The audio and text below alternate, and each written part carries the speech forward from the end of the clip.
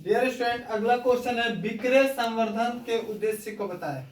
मैं अपनी भाषा में कहूँ ना तो एक ही बात है, किसी भी व्यापार की किसी भी वस्तु को 12 महीना यानी 12 महीना वो उसको बिक्री बनाए रखना है, विक्रय संवर्धन का कार्य होता है। वो जिस तरह आपको वस्तु को बेचे, उसका प्रचार करके, उसकी गुणवत्ता बता के, उसका उद्देश्य बता के, किसी विशेष व्यक्ति की सहायता लेके, बम्पर ऑफर के नाम पे 10% की छूट, या ये वस्तु खरीदे इस पे स्क्रैच कूपन पर पाए करोड़ों का इनाम, गाड़ी बंगला इत्यादि, यानी किसी भी तरह का लालच आपको देकर, किसी भी तरह का लालच देके उस वस्तु को बेच देना ही विक्रय संवर्धन का कार्य होता है। मुख्य बात यही है। अब उसके विक्रय संवर्धन के उद्देश्य क्या है? सूचना देना। विक्रय संवर्धन का सबसे पहला उद्देश्य होता है किसी भी वस्तु की सूचना देना, उसके मूल्य, मात्रा, उसकी गुणवत्ता इत्यादि की सूचना लोगों तक पहुंचाना विक्रय संवर्धन का कार्य होता है। दूसरा होता है बिक्री बढ़ाना।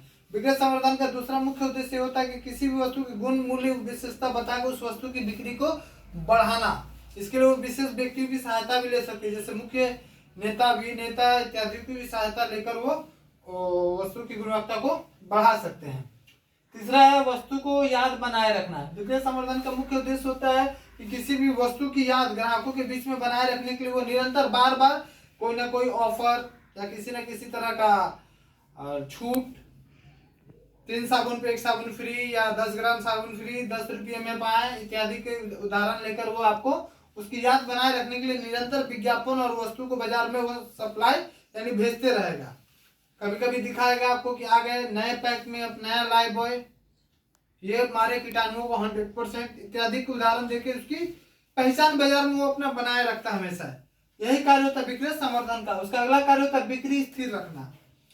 यदि उनकी बिक्री 2000 करोड़ है सालाना, तो किसी तरह 2000 करोड़ का टारगेट को पूरा करने के लिए वो हमेशा कोशिश करते रहेंगे।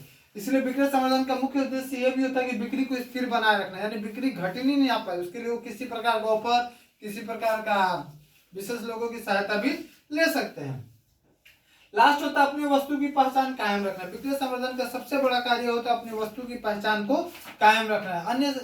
अन्य वस्तुओं की तुलना में अपने वस्तु को विशेष बताते हैं, विशेष गुण बताते हैं, बढ़ चढ़ के लोगों की सहायता से उसका विज्ञापन कराते हैं, ताकि यह लंबे समय तक बाजार में बना रहे और उनका व्यापार लंबे समय तक चलता रहे, है ना।